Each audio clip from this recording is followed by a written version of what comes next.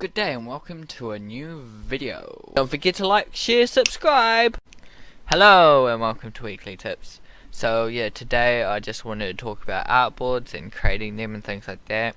It's something new within the last 2 years that has come into Photoshop on the Creative Cloud version. I didn't get access to it till I got Creative Cloud. I had CS6 before that, and I was always using Sega 6 at home because that's what I had, but now I do have Creative Cloud and I do use it, so I do have this new thing in Photoshop. It's, yeah, like I said, it's been out the last 2ish years. I haven't really used it that much. I don't know all the knowledge there is to know about it yet. I just kind of know how to create the artboards and yeah, use them and how to use them and why you use them as well. So it's real easy. You can look in your right down low corner down here, right bottom right corner down here, and create new artboards. You may want to save it before you do that because it seems to go funny when you try and delete the artboards. I mean, I'm not 100% sure about this, these artboards, because I'm quite new to it, but yeah, they are quite useful. So I have a little bit to learn, but yeah, I'm teaching you what I know so far. So yeah, you just create a new artboard. It's real easy, and then you can create a new artboard again to then create your second artboard, and there you go. You've got 2 artboards to work from, and this can be useful in many ways. For instance, putting a book together, like me. I'm putting together a book, so I have to kind of do this to see all the pages together, how it flows, how the text goes, everything like that I can do. I can keep creating new artboards up to the finished book and things like that. I know I did use them a couple years ago. I think you can like move where the actual artboards go, like if they will go below or on top, like the orientation of them.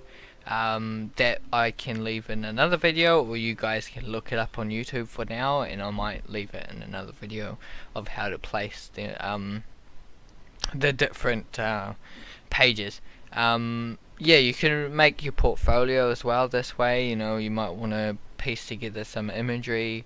You may want to work on a couple of pages at a time.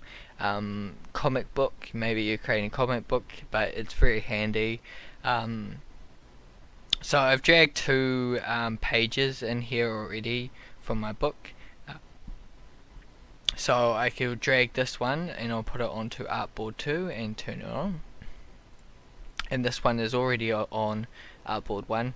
I just turn it on and you can see. So now you can see page 1 and page 2 already set up.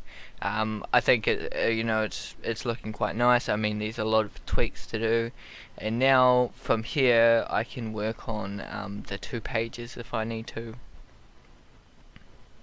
For instance, if I need to grab something from one page, like for instance the grass, there are quite a few pages with the same grass that I might need to copy from, and things like that, is to make it look cohesive throughout the book.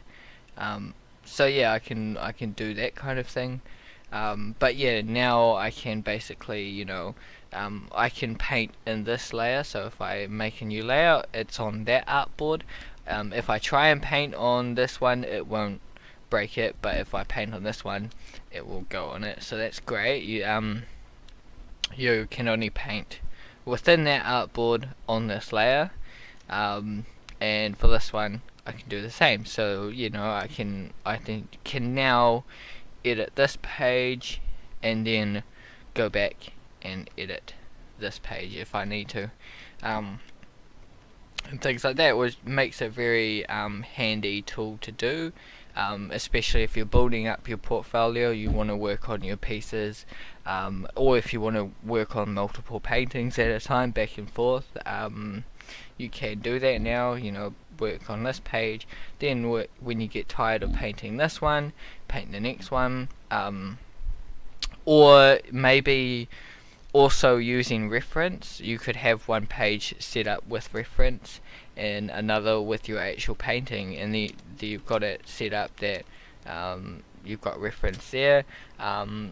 This though, you know, you might not be able to see your reference all the time, so this might not be the best way to use your reference. But zoomed out like this, you know, if you had your reference right here, it would make it really easy to draw what you see here. So yeah, that's what I've got to chat to you about today. It's just you creating artboards, a simple technique to use in your work. Hopefully you do create new artboards, use this. If you've never heard about it before, hopefully you did learn something. Yeah, thanks for joining me today, and yeah, we'll see you in the next video. Have a good one.